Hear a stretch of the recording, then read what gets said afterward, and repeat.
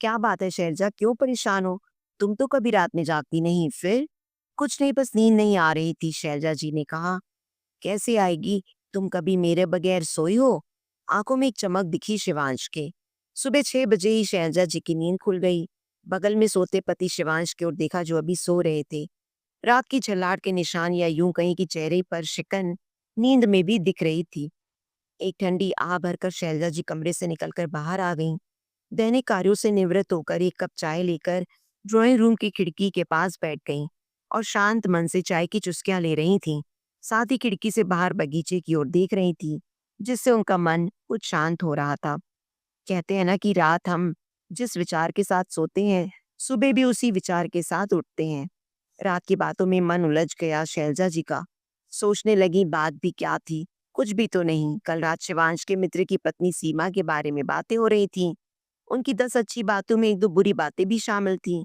तभी शिवांश के मुंह से निकल गया, महिलाओं की आदतें ऐसी ही होती हैं।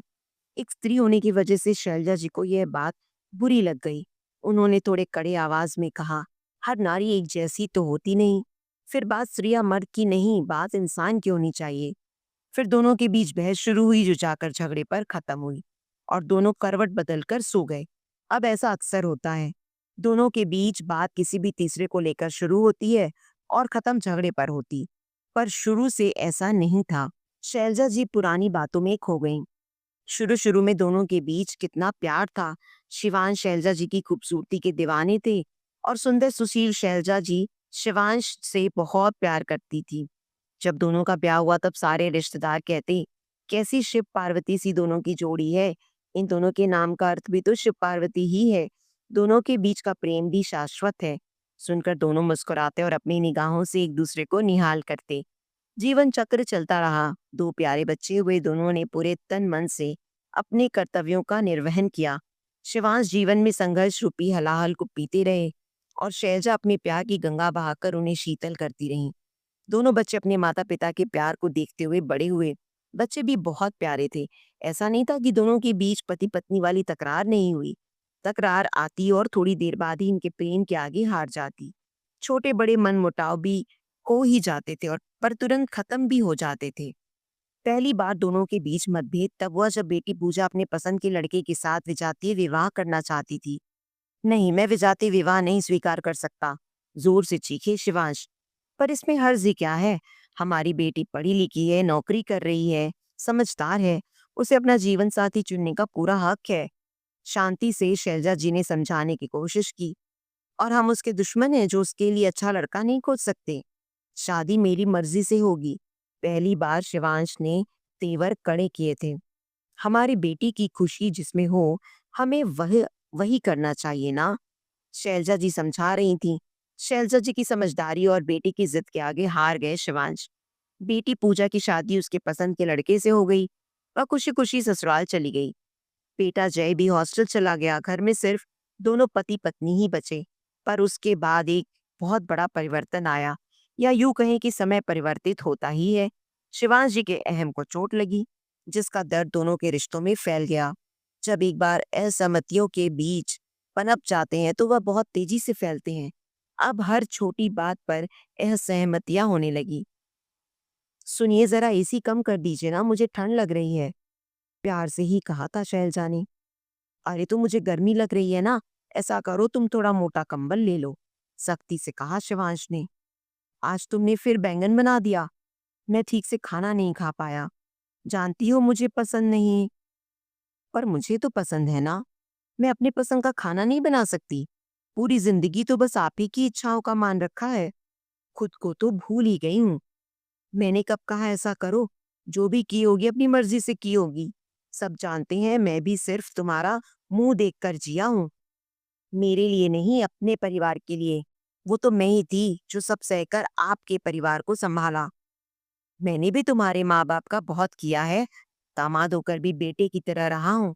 तो मैंने कौन सा कम किया है? तुम्हारी बहन की शादी में अपने जेवर दे दिए, जो सिर्फ मेरा था। इस तरह की बातें अब अक्सर होने लगी। घर का माहौल भारी और बुझा बुझा रहने लगा। एक चुप्पी सी छा गई।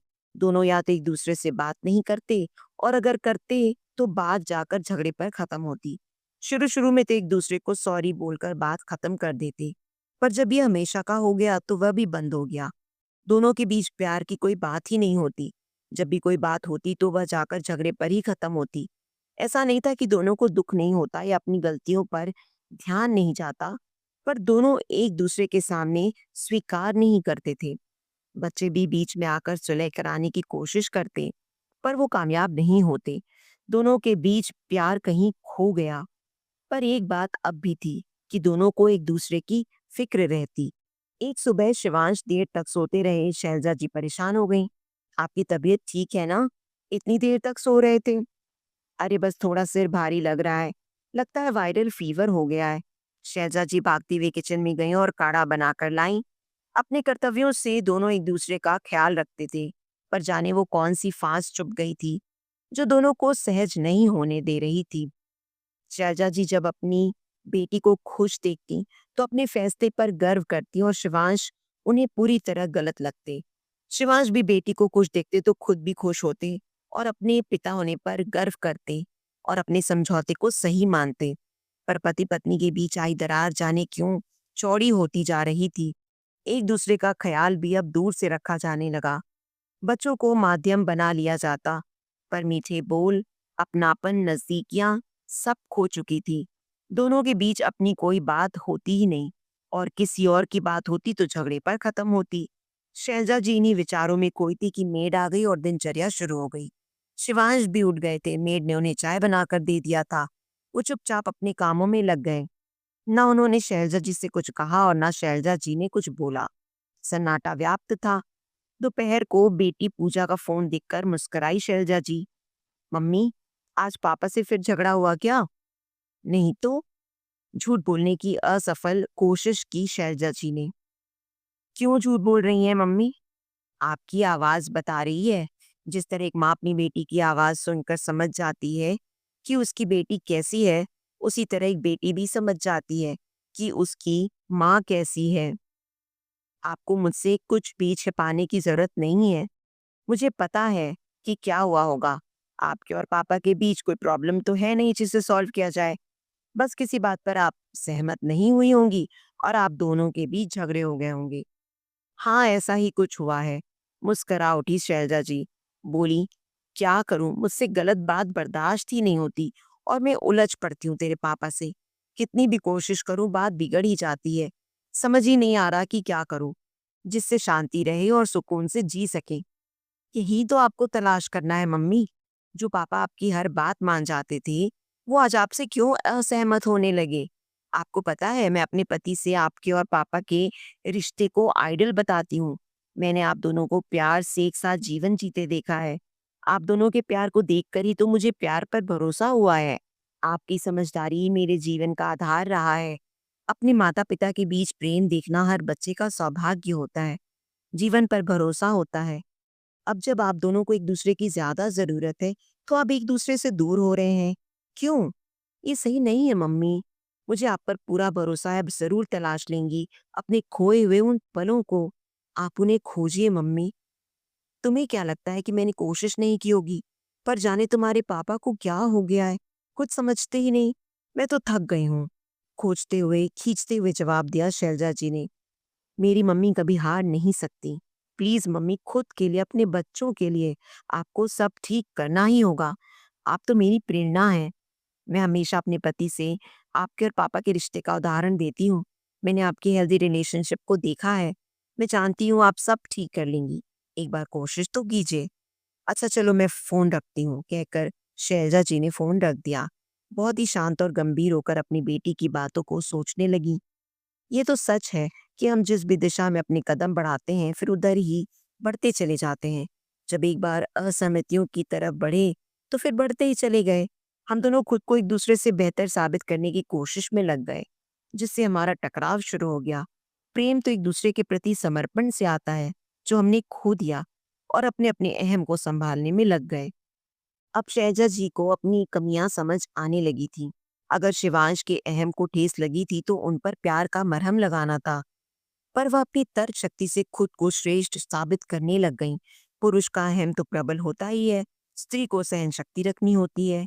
दोनों दो व्यक्तित्व के इंसान हैं तो विचारों में समानता कहाँ होगी? जिंदगी को देखने का नजरिया दोनों का अलग होगा। दोनों को एक दूसरे का सम्मान करना चाहिए। पहले तो ऐसा था ही, क्योंकि दोनों के बीच प्यार था और प्यार इन सब विकारों से ऊपर होता है। समय के साथ हम दोनों के बीच का प्यार कहीं खो गया। हमें उसे ही ढूंढना है। शहजा जी ने तलाश तो कर ली, पर उन्हें अमल कैसे करें, इसी ऊहापोह में थी। शाम को शिवांश आए, कपड़े बदलकर चुपचाप चाय पीने लगे। शैलजा जी को समझ ही नहीं आ रहा था कि क्या बोलें। थोड़ी देर बाद शिवांश टीवी पर न्यूज देखने लगे। शैलजा जी करीब जाकर बोली, लाइए आपका सिर दबा दूं? पर सिर तो नहीं दुख रहा है। हैरानी से शिवांश ने शैलजा जी को देखा। अच्छा, फिर पास ही बैठ जाती हूँ। दोनों चुपचाप एक दूसरे के पास बैठे रहे। कहने के लिए कुछ भी नहीं था, या बहुत कुछ कहना था जो दोनों कह नहीं पा रहे थे। रात का खाना खाते हुए शैलजा जी ने कहा, ऐसा करते हैं, कहीं घूमने चलते हैं। एक ही तरह के माहौल में रहते हुए ऊब सी गई हूँ। पर हम जहाँ भी जाएंगे हमारे फिर झगड़े होंगे। तो कहीं और जाकर झगड़ा करने से बेहतर है हम यहीं रहकर झगड़ा करें। शिवांश जी ने उत्तर दिया। शहजा जी उदास हो गईं। उन्हें समझ ही नहीं आ रहा था सब कैसे ठीक करें। रात शिवांश जी के सो जाने के बाद भी शहजा जी को नींद नहीं आ रही थी। लगातार करवटें बदलने के बाद बाहर बरामदे में आकर बैठ गईं। तभी अपने कंधे पर शिवांश जी की हथेली महसूस हुई। क्या बात है शहजा, क्यों परेशान हो? तुम तो कभी रात में जागती नहीं। फिर कुछ नहीं, बस नींद नहीं आ रही थी, शैलजा जी ने कहा। कैसे आएगी, तुम कभी मेरे बगैर सोई हो? आंखों में एक चमक दिखी शिवांश की। मैं जानता हूँ कि तुम सब कुछ ठीक करने की कोशिश कर रही हो। मैं शाम को घर आया तभी मुझे मेरी पुरानी शैलजा दिख गई थी। मैं तो बस तुम्हारे कहने का इंतजार कर रहा था, पर तुम कह नहीं पाई और तमाम बहाने ढूंढती रही जिसकी जरूरत नहीं थी। मैं तुम्हारा पति हूँ, बस मेरी बाहों में आना था, पर तुम आ ना सकी। जानती हो क्यों? तुमने मेरे और अपने बीच श्रेष्ठ होने की लकीर खींच ली, जो नहीं होना चाहिए था। मैं ये नहीं कहता कि मैंने गलतियां नहीं की, पर इन सब के ऊपर एक सच ये है कि मैं तुमसे बहुत प्यार करता हूँ और तुम्हें परेशान नहीं देख सकता, इसलिए तुम्हारे पास चला आया। सारे लड़ाई झगड़े असहमतियों के ऊपर सिर्फ एक चीज है, जो है प्रेम। प्यार के आगे सब हार जाते हैं और हमें इसे ही बचाना है। जाने क्यों ये छोटा सा काम हम क्यों नहीं कर पाए। हमने दूर जाने के सैकड़ों कारण देखे, पर पास आने का एक छोटा सा प्रयास नहीं किया, जिसका दोषी मैं भी हूँ। अगर हम अपनी खुशियों का रास्ता तलाशते तो हमें जरूर मिल जाता। शैलजा जी शिवांश के सीने से लग गईं। शैलजा जी की तलाश पूरी हो गई थी। सुबह जब सोकर उठी तो पति शिवांश की तरफ देखा, जो अभी तक सो रहे थे। उनके चेहरे पर एक मुस्कुराहट और इत्मीनान था। तो दोस्तों, आपको ये कहानी कैसी लगी मुझे कमेंट बॉक्स में ज़रूर बताएं। कहानी अच्छी लगी हो तो प्लीज़ इसे लाइक और अपने दोस्तों के साथ शेयर भी करें। आगे भी इसी तरह और अच्छी कहानियाँ सुनने के लिए मेरे चैनल को सब्सक्राइब करें और नोटिफिकेशन बेल को भी ज़रूर दबाएं। धन्यवाद।